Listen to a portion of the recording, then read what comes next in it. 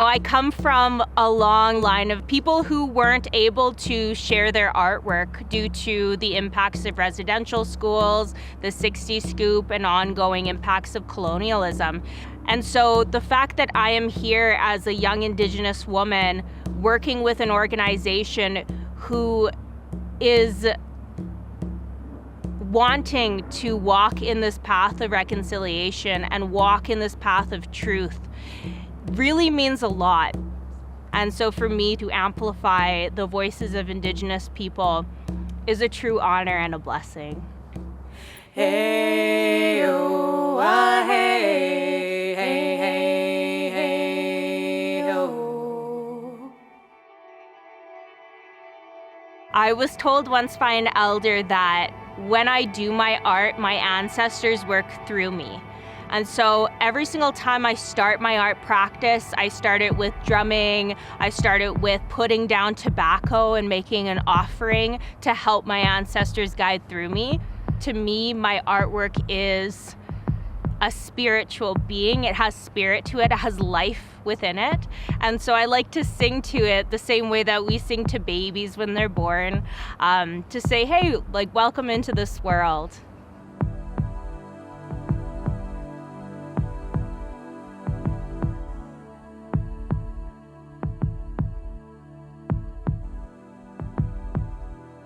The artwork itself is very intentionally made.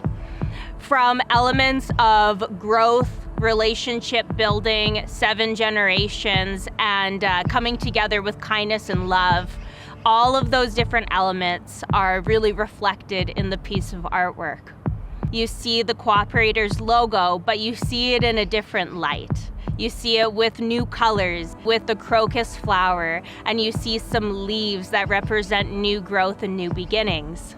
You'll see this beautiful sweetgrass strand that's surrounding it. I wanted to envelop the logo in this sacred medicine because the work that we're doing today needs to be done with positivity and needs to be done with 7 generational thinking. Some of the other elements of the artwork include beautiful plant medicines, including the crocus flower, fireweed, the rose hips, and the wild rose. All of these different elements of plant medicine were really important for me to demonstrate because the Cooperators is on a new journey and on a really important journey. When people see my artwork, I hope that they think of all of these things that the Cooperators are doing, that allies are doing, that Indigenous people are working towards. It represents the collective efforts that we're all moving towards.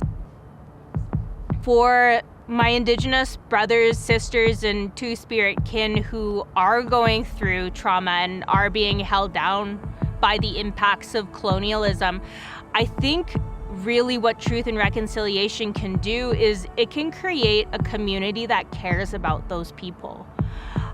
We have so many kin who fall through the cracks of, the system or drug and alcohol addiction due to the impacts that they've faced.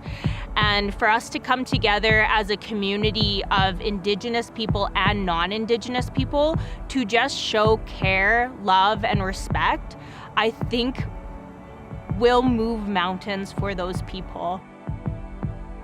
My hope for the coming generations as we look towards reconciliation is that we honor the 2 worlds that we are living in.